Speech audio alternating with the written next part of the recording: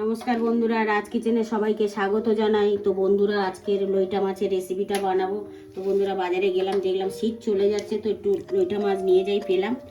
তো লইটা মাছের রেসিপি বানানোর জন্য উপকরণ নিয়ে নিয়েছি: পেঁয়াজ কুচি, টমেটো কুচি, ধনেপাতা কুচি, কাঁচা লঙ্কা আর আদা রসুনের পেস্ট।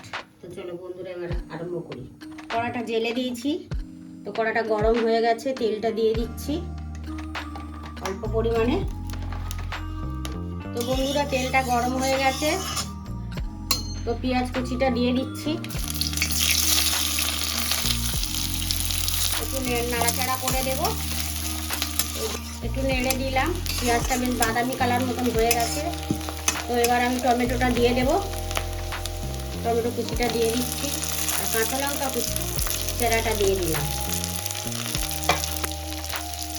দু চামচ পরিমাণ মতো নুন দিয়ে দিচ্ছি, দিয়ে একটু 2 মিনিট চাপা দিয়ে রাখবো।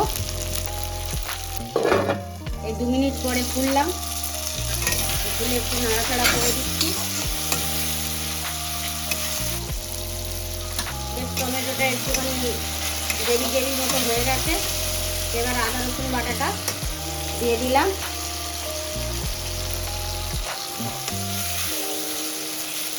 একটু নেড়ে দিলাম, 2 মিনিট থাকবে। বেশ সুন্দর কষানো হয়ে গেছে। একটু হলুদের গুঁড়ো 2 চামচ দিয়ে দিলাম। যতটা মাছ সেই পরিমাণে দেবেন। লঙ্কার গুঁড়ো 1 চামচ দিয়ে দিচ্ছি, কেননা কাঁচা লঙ্কা দেওয়া আছে। একটু নাড়াচাড়া করে দেবো। 1 চামচ চিনি দিয়ে দিলাম, টেস্টি হবে, মিষ্টি হবে না, কিন্তু টেস্টি হবে। তো গ্রেভিটা হয়ে গেছে। তো এবারে আমি মাছটা দিয়ে দিলাম। মাছটা বেশি নাড়াচাড়া করবো না, হালকা করে নাড়াচাড়া করে 2 মিনিটের জন্য ঢাকা দিয়ে রাখবো। 2 মিনিটের জন্য ঢাকা দিয়ে দিলাম।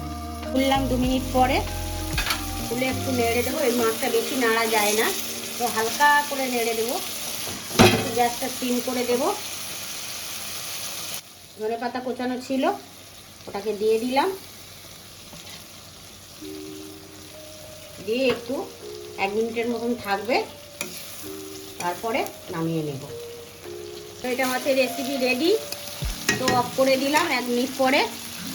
তো বন্ধুরা দেখুন, এরকম সুন্দর থাকবে, গ্রেভিটা এরকমই থাকবে। আমার লইটা মাছের রেসিপি রেডি। তো বন্ধুরা দেখুন কত সুন্দর হয়েছে।